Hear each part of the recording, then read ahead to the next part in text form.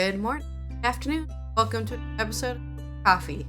I just picked up Raj, Facebook, and bathroom. Get started pretty soon. Hello.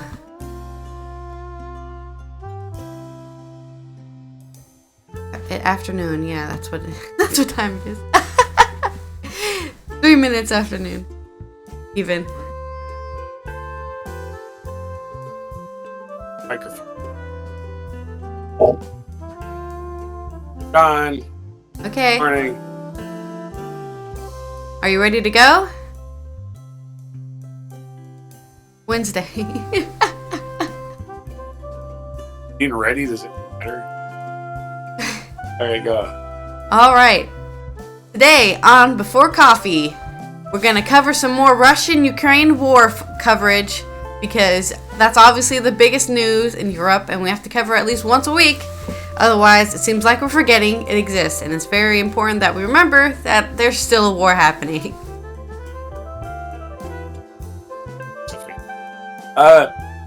LSU, Iowa. Women's game. That's TV ratings, right? Alright. French priest gets death threats after sexy pole dance show held in his church. Baroque music and performing arts group performed Pergolesi's lyrical sequence Stabat Mater combined with pole and dance acts. Democrats win big in Chicago mayor race and skunk. Or race. Hey. Politicians are right about the decline of the West, but so wrong about the causes. I'm reading an opinion piece here on The Guardian about the fall of the West. Right on. Like,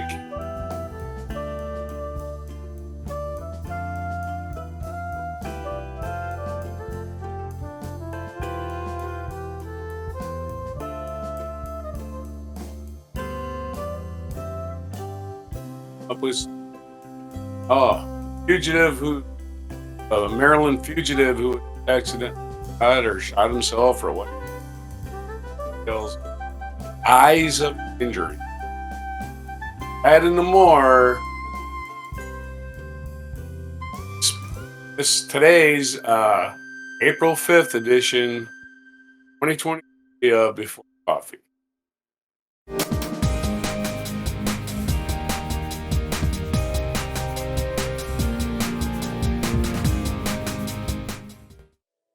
Oh. That story is sad and very short. Well, we can cover that all in probably this day in history. First, the Ukraine war coverage. Let's see. I want to see everything that's happened today. I love how this article gives me like a quick overview as well. Important things you need to know. Ukraine's President Volodymyr Zelensky is visiting Poland, while Emmanuel Macron, the French President and President of the European Commission, Ursula von der Leyen, are in China. Poland's Agricultural Minister Henryk Polczak has formally resigned from his post, saying he decided to quit the position due to the European Commission's decision to extend duty-free imports for Ukrainian grain until June 2024. Polish farmers had called for the introduction of tariffs. That doesn't make any sense. Well, I guess... yeah, okay. They want tariffs paid on Ukrainian grain. But they took off the... okay, I understand. Export bottlenecks caused by Russia's invasion means large quantity of Ukrainian grains, which are cheaper than those produced in the European Union, have ended up in Central European states, hitting prices and sales of local farmers. Right. What's the point of this economic union if we're just gonna free import foreign imports, basically, right? Because Ukraine is not part of the European Union. Yeah, okay, I see. Makes sense. The Ukrainian drone has crashed near Zaporizhzhia nuclear power plant.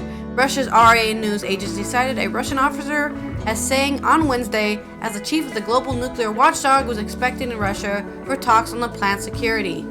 International Atomic Energy Agency head Rafael Grossi was due to travel to Russia, Kaliningrad region on Wednesday, a week after visiting Zaporizhzhia facility in southern Ukraine, which is controlled by Russian forces. The 6 Leopard 2A4 tank Spain has promised to send to Ukraine will leave the country in the second half of April. Defense Minister Margarita Robles told state broadcaster TVE on Wednesday, pushing back the estimated shipping date. German-made battle tanks have not been used since the 1990s and have been mothballed in reserve, requiring refitting and battle readiness tests after initial doubts as to whether they could go into combat again. First images of Ukraine President Volodymyr Zelensky in Warsaw, where he had his wife Olena Zelenska, have met Poland's President Andrzej Duda and his wife Agata Kornhauser Duda. You can't see the pictures, but they're walking down a red carpet. I don't know why it's a red carpet. I thought that was like, for film premieres, but Only color they had. only color carpet they had was red. As well, Turkish Coast Guards are searching for 9 missing crew members of a Ukraine-bound commercial ship that sank close to Turkey's southern province of Antalya. The Guinea-Bissau flagship had sailed from Turkey Iskenderun port, Ukraine's Ismail port, the Coast Guard said. Officers report 5 crew members were rescued by helicopters and other ships passing by the sea, it said in its statement.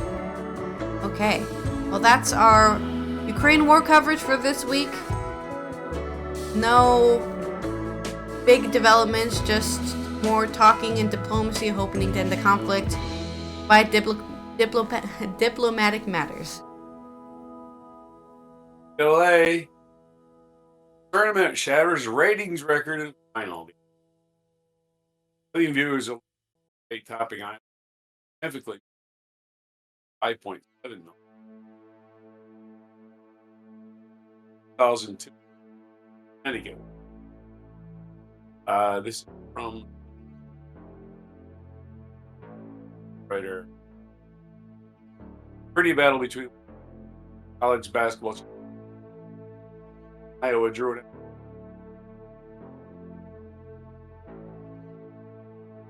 Women's basketball final in history. Viewership hovered around 12 points. For all viewers, but doubled it. Most viewed college sporting event ever on ESPN Plus. The game was for the first time in decades. ABC is founding start. Clark, 3-point shooter Caitlin Clark put up. Oh, this is actually the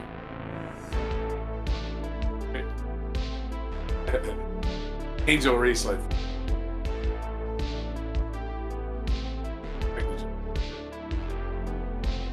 Yeah. Bench players always. This is obviously a game of love and recognition. Obviously. It's about time women's basketball gets this kind of view up. Her view is turning up. Things can go down too. They're hoping for a trend, that's all. Optimism. It's only going to get more exciting and more. The game is evolving in such a great family. I will say this: it's for fun. Preliminary viewership filed by, and the games are close. Yeah. Preliminary viewership numbers compiled by Nielsen were just the latest record break. Highest tournaments attendance, 1,000. Highest final, 5. The highest doubles in a singles by Reed. Or Clark's performance round of 8. First 40-point triple. men's or women. Oh, wow. Sunday's numbers broke the previous record by Millions. 22,002 in Connecticut. Huskies, Birds, Rossi,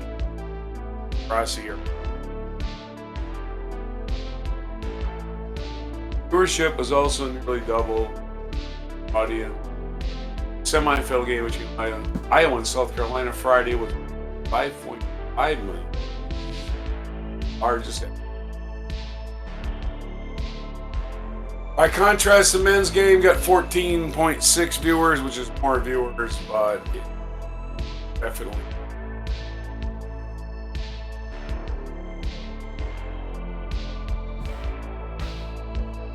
Yeah. So, women's game catching up. By contrast, it also beat every of good ratings. They get a bigger contract. Leaders in women's basketball have long fought for maximizing rights. It helps steep balance.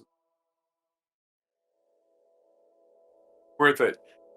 At least $85 million in 2025 compared with just $6 million in ESPN's current agreement. Women's basketball is part of a larger $34 million broadcast package that includes other NCAA sports. Charlie Baker, the association's new president, suggested over the weekend that the new women's tournament, could get its own deal next year. Your story. Okay. My story. We've got French priest giving pole dances in the church. He's received death threats after a sold-out pole dance performance at the local paper called Sexy was held in his church. Daniel Bosenbacher, the priest at the Protestant Saint Guillaume Church in Strasbourg, eastern France, told AFP he had alerted police to the threats after receiving 2 anonymous letters. There is no doubt that this is about showing involving Stabat Mater and pole dancing, he said. Baroque Music and Performing Arts Association, Hastings Crozet, Interwoven Passions, rented the church last week for 2 performances of Giovanni Battista's Pergolesi's lyrical sequence Stabat Mater, which they combined with dance and pole dance acts. The Dernières Nouvelles d'Alsace newspaper said the pole dance by the gymnast and former French pole dance champion, there's pole dance champions, okay, Vincent Grobelny, had been skillful, athletic, graceful, impertinent, and some would say sexy. And he had left the audience gasping. The 1,000 tickets for the show had sold out very quickly, it noted. The priest described the evening program as flirtatious but soft, acknowledging that some didn't like it. One of the threatening letters said parishioners should be decapitated, saying that this is not a church, it's a cabaret.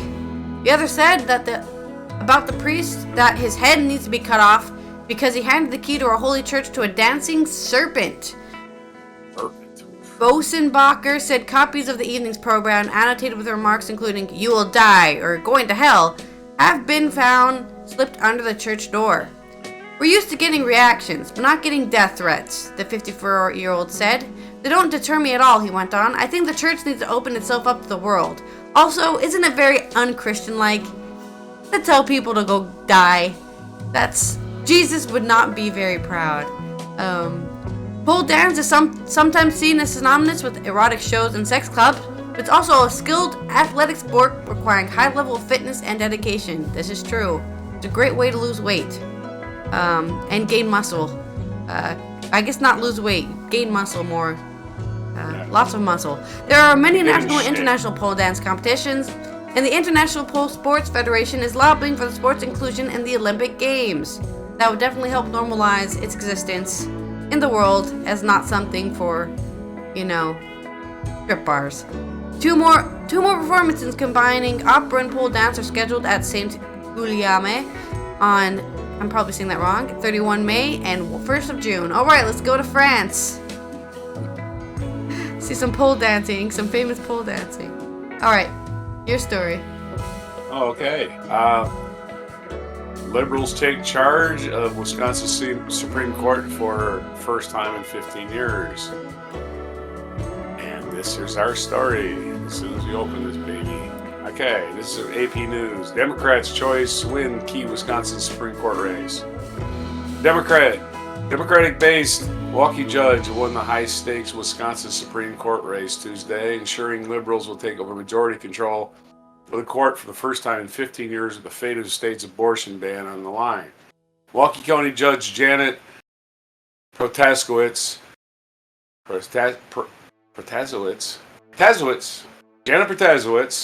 60, defeated former Justice Dan Kelly, who had previously worked for Republicans and had support from the state's leading anti-abortion groups. The victory speaks to the importance of abortion as an issue for Democrats in the key swing state. Turnout the highest ever for a Supreme Court race that didn't share the ballot with the presidential primary. In a jubilant scene at her victory party, the other three liberal justices on the court joined Protasewicz on the stage and raised their arms in celebration. Protasewicz tried to, probably not the way to pronounce it, tried to downplay the importance of the abortion as an issue in her victory, even though she and her allies, including an array of abortion rights groups, including Planned Parenthood, made it to the focus of much of her advertising and message to voters. It's really about saving our democracy, getting away from extremism, partial court, everybody gets a fair shot in the courtroom. That's what it's all about. The new court, controlled 4-3 by liberals, is expected to decide a pending lawsuit challenging the state's 1849 law banning abortion.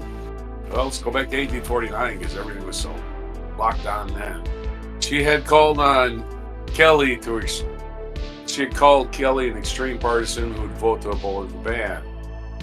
In addition to abortion, Protasewicz's win is likely to impact the future Republican-drawn legislative map, voting rights, and years of other GOP policies.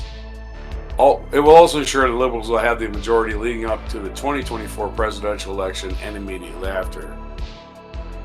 And another election news. We will go to Chicago. This also had an election. Chicago's mayor wins in the victory for progressive. So these are two places very close to each other. Chicago, very high population, one of the biggest cities in the country, and where this is affecting about at least like 15 million people. Brandon Johnson, a union organizer and former teacher, was elected Chicago's next mayor Tuesday in a major victory for the Democratic Party's progressive wing, as the heavily blue city grapples with the high crime and financial challenges. Johnson, a Cook County commissioner endorsed by Chicago Teachers Union, won a close race over former Chicago Schools CEO Paul Vallis, who was backed by the police union. Johnson. Union, yeah. Okay, what's wrong with that? You gotta have a union. It's Johnson, 47, will succeed Lori Lightfoot, the first black woman and first openly gay to be the city's first mayor. Lightfoot became the first mayor in 40 years to lose her re-election bid when she finished third in a crowded February contest. Johnson's victory in the nation's third largest city kept a remarkable trajectory for a candidate who was little known when he entered the race last year. He climbed to the top of the field with organizing and financial help from the politically influential Chicago's Teachers Union and the high-profile endorsements from progressives like Senators Bernie Sanders and Elizabeth Warren. Sanders appeared at the rally for Johnson in the final days of the race. Taking the stage Tuesday night for his victory speech, a jubilant Johnson thanked his supporters for helping usher in a new chapter in the history of our city. He promised that under his administration, the city would look out for everyone, regardless of how much money they had, whom they love, and where they come from. Tonight is the beginning of a Chicago that truly invests in all its people. Johnson, who is black, recalled that growing up in a poor family, teaching at a school in Cabrini Green, a notorious public housing complex, and shielding his own young kids from gunfire in the West Side neighborhood. He referenced civil rights leaders Martin Luther King, Reverend Jesse Jackson, and called his victory a continuation of their legacies. He's also noticed that he was speaking on the anniversary of King's assassination. Today the dream is alive, Johnson said, and so today we celebrate the revival and resurrection of the city of Chicago. And we'll end it there. Okay. Chicago is back on back in the front, I guess. I don't know. We'll see in the future whether or not that means anything. They had an election and had results. That's what we had. In more politics, I want to read this opinion piece by Owen Jones about the decline of the West. The problem is not moral decay, he says. It is the withering away of our living standards, security, and well-being. If there's such a thing as an onward march of human progress, it has not just halted, but screeched into reverse.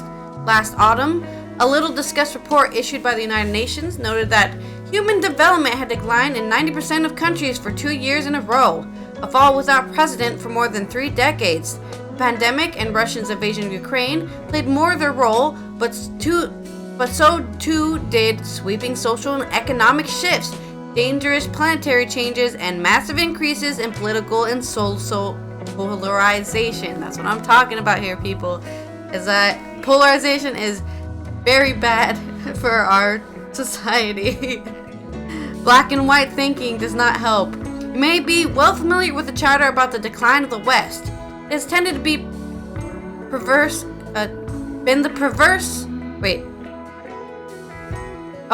has tended to be the preserve of reactionary right who blame variously moral decay, multiculturalism, and reassessment of European history for our downfall. But it's not minority rights, diversity, or acknowledgement of Western crimes to blame. The turnaround in our collective fortune has been dramatic, but it is driven by an economic system that promised personal freedom but instead delivered insecurity on a mass scale, which has hurt us in every conceivable way, from our emotional and physical well-being to our material circumstances. Take one basic measure: life and death. The UK government has been forced to delay lifting the state pension age after a fall in life expectancy without precedent since the war. Although certainly worsened by the pandemic, life expectancy was already declining in many English communities years before COVID arrived on our shores. In the US, life expectancy declined from nearly 79 in 2019 to 76 in 2 years later, the biggest fall for a century. And the morbid symptoms of a crisis in well-being are everywhere. Across the Atlantic, the suicide rate soared by 30% in the first 20 years of the 21st century. As the war on drugs has escalated, so have deaths from substance abuse in the US that have grown exponentially since the 1970s, helping to drive the fall in life expectancy, while in the UK they have reached their highest level since records began. Karl Marx once described religion as the sigh of the oppressed creature. Today this is more of an apt description of drug addiction, driven by self-medication of those afflicted by trauma and misery. Indeed, it is difficult to disentangle from a global leap in depression, which increased by almost a fifth between 2005 and 2015, and has also surged among US teenagers. Peering at the rubble left by humanity's bloody war, the best part of the century ago, a Western European citizen in 1945 would have been pleasantly surprised to discover that the most prosperous year in history awaited them. Such was the unprecedented ride in living standard in the West. In the 3 decades after the war that it became Christian the Golden Age. For the French, it was the 30 glorious years. But while the UK suffered a particularly pronounced fall in wages in 2010s, they have stagnated across the Western world. Before the pandemic hit, the purchasing power of the US worker had barely shifted for 4 decades. It's easy to be lulled into illusion that dramatic progress is still happening. Computer chips get even smaller, computer processors ever faster, mobile phones are ever more dynamic. But technological advancement does not automatically translate into improvements in the human condition. Across most of the West, stagnation and decline has become the defining feature of our age. If you want to understand why politics became angrier and more polarized, don't look for a facile explanation such as argumentative behavior fostered by social media.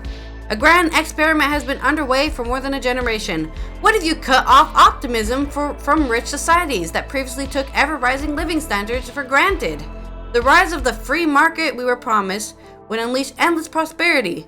But while that much demonized age of strong trade unions, nationalization, and expensive welfare states delivered the greatest improvement in living standards in history, our current economic model is decomposing all around us. The stench is becoming harder to ignore. On both sides of the Atlantic, economic growth has fallen since the frontiers of state were rolled back.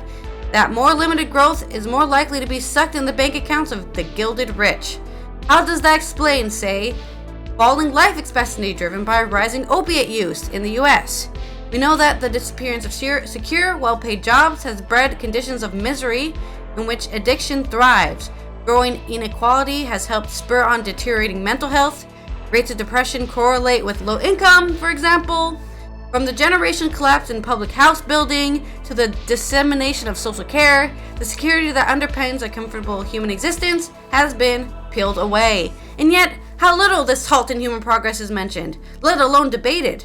With our civilization facing multiple existential challenges, how quickly stagnation and decline could become a free fall. Don't need an overactive imagination to ponder the brutal possible consequences, especially if progressive politicians fail to offer compelling answers. Our lives are shortening, our well-being is falling, our security being dismantled. These are the conditions of despair. A bitter harvest beckons. Owens Jones is a Guardian columnist. Problems. We got them. That's literally this. I read this article and was like, "This is how I feel." As somebody who studied European culture, right? Oh, the rise of happy the West. day. Yeah. So yeah, man. We just need to stop cutting, support. We just put it back.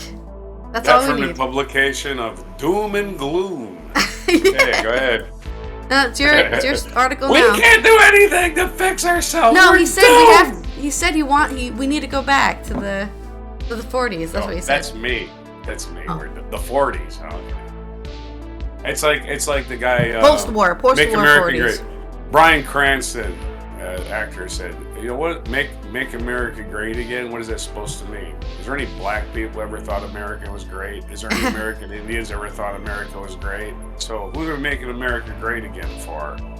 Exactly. So yeah, that's the whole problem. People think it was better some imaginary time in the past. It wasn't. It seriously wasn't. Even though we have wars and we're all stupid, we've always been stupid.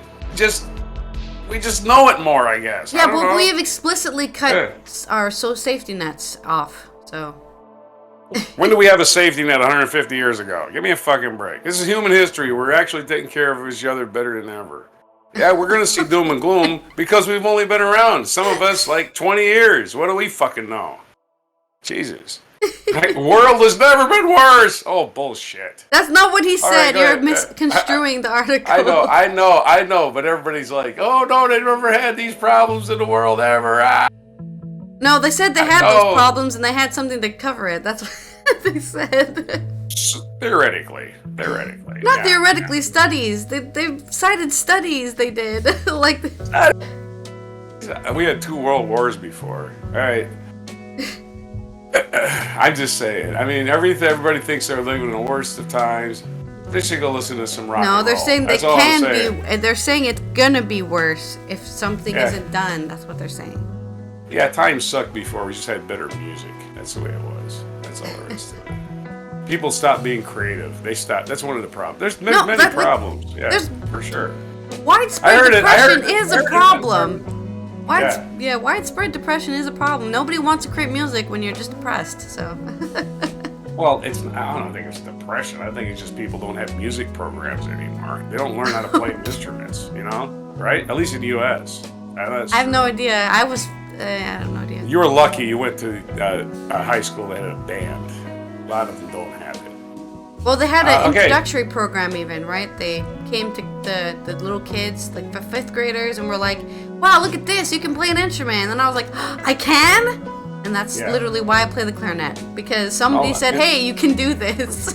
You can do whatever you want. Really? Yeah. Well, and again, the budgets get cut for music programs, and the first thing that gets cut in school budgets. The very first thing. You also have to be able to afford to rent or buy an instrument, so. Right. It's a lot. So, again, having some talent that you have pride in is very important. Otherwise, you're just picking on other people and drag them down to your level. SUV cell phones may have helped agents find McGrath in the Maryland news. This is from Maryland Matters. In the days before Roy McGrath's fatal encounter with federal agents, the FBI found a way to track the fugitive, according to McGrath's attorney. McGrath, who was wanted for skipping federal corruption trial in Baltimore, was on the run for 3 weeks. He died in a hospital Monday night after a shooting involving the FBI in a commercial parking lot in the outskirts of Knoxville, Tennessee. The fatal confrontation remains shrouded in questions. I don't have a clear indication, but at some point the FBI became capable and successful in tracking him, said Joseph Murtha, who was McGrath's defense attorney. Murtha said agents recently identified a car McGrath purchased for himself. The attorney said it was the same car, possibly a white SUV shown in the published photos with a broken front passenger side window, that was involved in an encounter with the agents. The lawyer confirmed that several cell phones in McGrath's possession may have also been used to ultimately pinpoint his location in Farragut outside Knoxville. Law enforcement agencies involved in the matter are so far releasing few details, citing an ongoing investigation. The FBI reviews every sitting incident involved in the FBI special agent. The FBI special agent Shane Buchwald said in an email. The review is carefully examining the circumstances of shootings and collect all relevant evidence of the scene. Only as the review remains ongoing, I cannot further comment on this time, only to comment Mr. Grass was transported to the hospital last evening and succumbed to his injuries. There is speculation that he died of a self-inflicted gunshot wound. McGrath had been on the run since failing to appear for the start of his federal trial on March 13th. McGrath, who spent about 3 months as chief of staff to former Governor Larry Hogan, in the spring of 2020, faced 8 counts, including wire fraud theft, falsification of government documents, stemming from his steps to secure a $233,648 severance payment from the medical environment service just as he was joining the Hogan staff. The payment was equal to his annual salary as head of the agencies. McGrath had been on the release, living in Florida with his wife Laura Bruner as he awaited trial. So there we are. Tragic end of a guy who is trying to get away with some petty crime. Just said, oh no, a petty crime, I can't do 5 years in prison, so apparently shot himself. I won't blame you. Well, it's his life to determine if that's what he wants to do at the end of the day. Yeah, because money makes money equal happiness, everybody. Go ahead.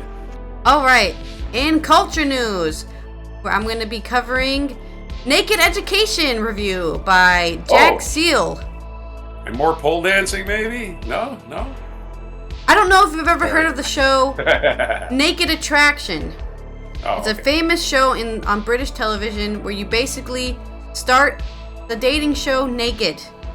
You don't see their face, you just see their body. And the whole idea is, can you determine if somebody is worth dating purely from their genitals? So this is a show on a similar vein as that show. You've never heard of this, it's great. Okay. Great would be a interesting term. Hey, I'm a sex positive, open-minded person. I think it's great because I don't think nudity should be negative. I think it should be neutral because everyone's naked. Nobody's not naked. Nobody's born with clothes on. That's all I gotta say. Okay. We are basically just mammals. Go ahead. Yeah.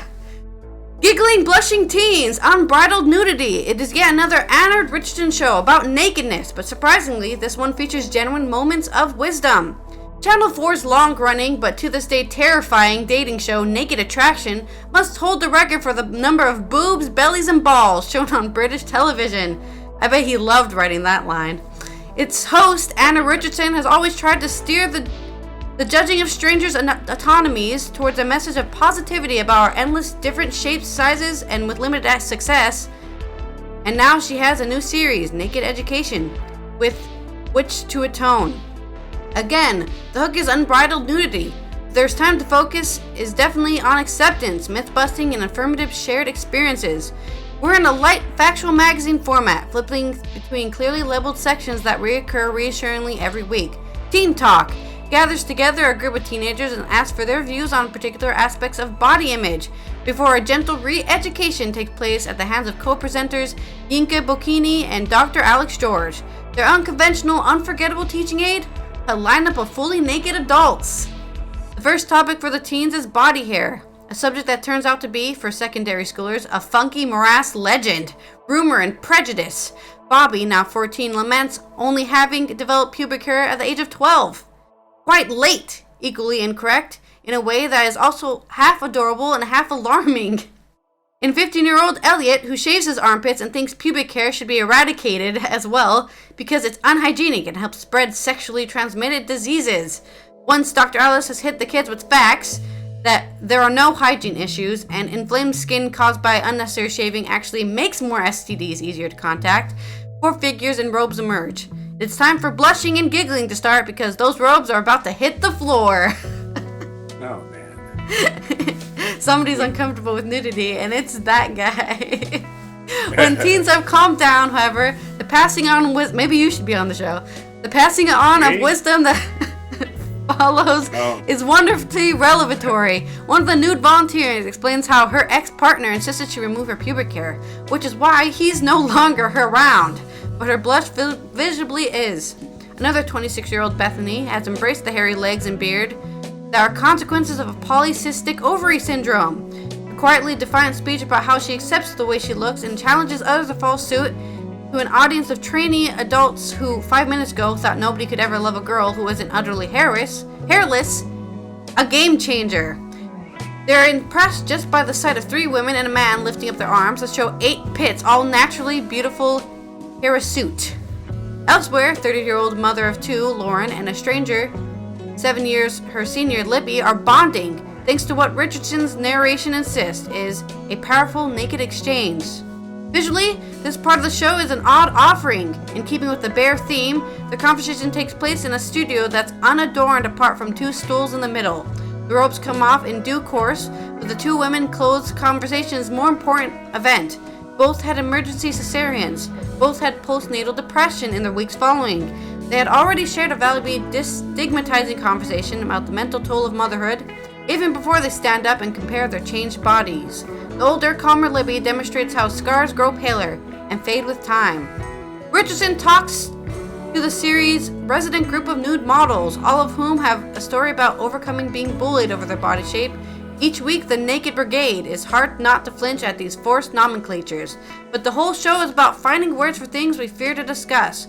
So perhaps cheerful labors are a good thing to ease us in. Climb jovially into a minibus and travel to meet a civilian who needs help.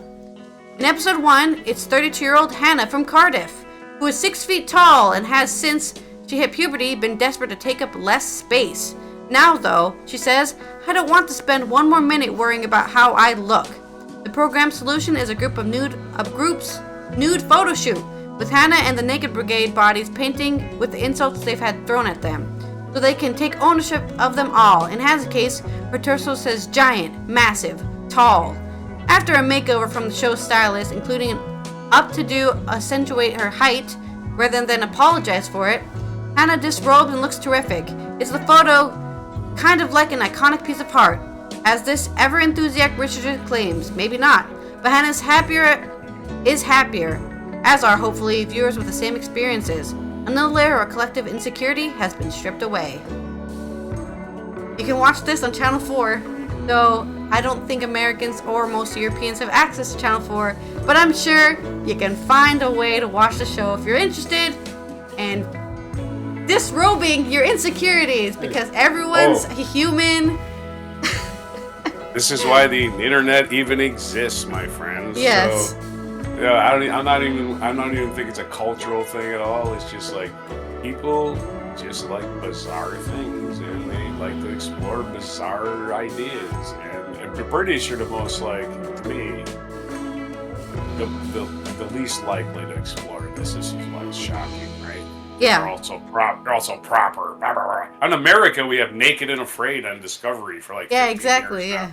15 years, get completely naked and go out in the wilderness. Okay. Fucking nuts.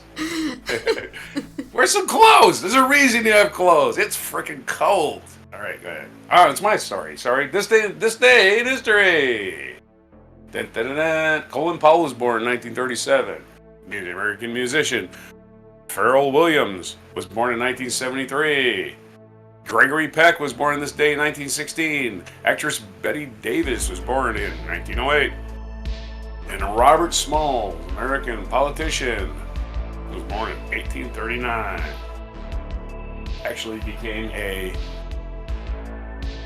congressperson. American actor Charles Heston died this day in 2008 at the age of 84. Kurt Cobain committed suicide on this day in 1994. Kareem Abdul-Jabbar in 1984 surpassed Wilt Chamberlain as the leading scorer in National Basketball Association history. Julius and Ethel Rosenberg were sentenced to death for espionage in this day in 1951. And let's see, what else? American educator and reformer Booker T. Washington was born on this date in Virginia in 1856. The Mayflower in 1621, on this day, 402 years ago, set sail from England. Oh. And in 1614, Powhatan Indian Pocahontas married Virginia planter and colonial official John Rolfe. Yeah, marriage. That's what we're calling it. They had children. Child bride is what I would call her. Well, she died in England. Yeah, they brought her to a disease-ridden England, and then she died. Oh, what a surprise! Colonialism is cruelness. Okay, well, it's just history. We can't do nothing about it. But Pocahontas got married, and I guess there's an actor that's actually a descendant of Pocahontas. I can't think who it is. Yeah, because she did have children, you said, so. Yeah. No, you looked him up on that show on PBS. I know his name. I just can't think of who are you related to or whatever? That kind of No, show? I'm not really. Yeah. It's finding your family tree. So they went back and found out, yes, you are a descendant of Pocahontas. It blew his mind. I can't think of his name. Maybe I'll think of it tomorrow. I don't know. Okay. Maybe I'll just do it. Go ahead, do your thing. Oh, that's it? You're done? That's all that happened this day in history? No, that was a lot. I just went fast. All right. This has been Allison from Europe, getting angry about our decline of the West or whatever, and happy about nudity. I'll see you tomorrow for some more exciting news out of Europe. Ed Norton is the actor that's descended. Oh, yeah, Ed Norton. Yeah, yep. And this is Roger for United States saying, have a super day on April 5th, 2023, before coffee.